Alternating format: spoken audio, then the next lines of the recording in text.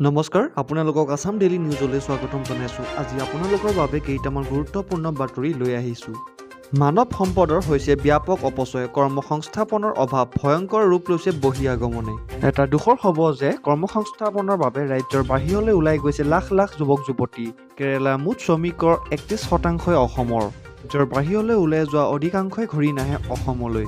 আৰু ইফালে সভাৰ মাজতে কবিতা লিখিলে মন্ত্ৰী পীযুষ হাজৰিকাই। মন্ত্ৰীৰ ব্যংগ কবিতাক লৈ ব্যাপক চৰ্চা। মই চৰিত্ৰৰে উপস্থাপন কৰিলে প্ৰদেশ কংগ্ৰেছৰ সভাপতিক। 7টা ইলেকশ্যনত হলো মই পৰাস্ত, 8টাত হাৰি মই হম সৰ্বশান্ত। উজনিৰ প্ৰাক্তন নেতা জোৰতে বিদুৰ, সুবিধাবাদী প্ৰাক্তন আছু নেতাৰ নাগপাশৰ পৰা মুক্ত হোৱাৰ কচৰত বহুতৰ। প্ৰাক্তন আছুৰ সমিতিক অবৈধ ঘোষণা, ডিব্ৰুগড় জিলা ছাত্ৰ সন্থাৰ।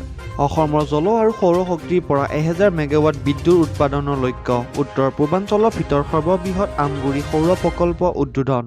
অসমক গ্ৰীণ এনাৰ্জি ৰাজ্য হিচাপে প্ৰতিষ্ঠা কৰিম, মুখ্যমন্ত্ৰী ডক্টৰ শৰ্মা।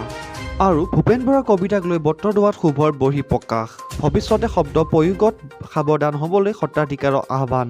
বটদ্ৰৱা কাণ্ডক লৈ ৰাজনীতি নকৰিবলৈ সকিয়নি থানা পৰিচালনা সমিতিৰ। ৰাছিয়া আৰু ইউক্ৰেইনৰ যুদ্ধ সমাপ্ত হোৱাই নাই আৰু এতিয়া আমেৰিকাই এটা গুৰুত্বপূৰ্ণ মন্তব্য কৰিছে। ৰাছিয়াক আক্ৰমণ কৰিবলৈ আমেৰিকাই ৰকেট নপঠিয়ায়। ধন্যবাদ। আজিৰ বাতৰিৰ ইমানখিনি। আপোনালোকে যদি ভিডিঅ'টো ভাল পাইছে তেন্তে প্লিজ ছাবস্ক্ৰাইব কৰি দিব।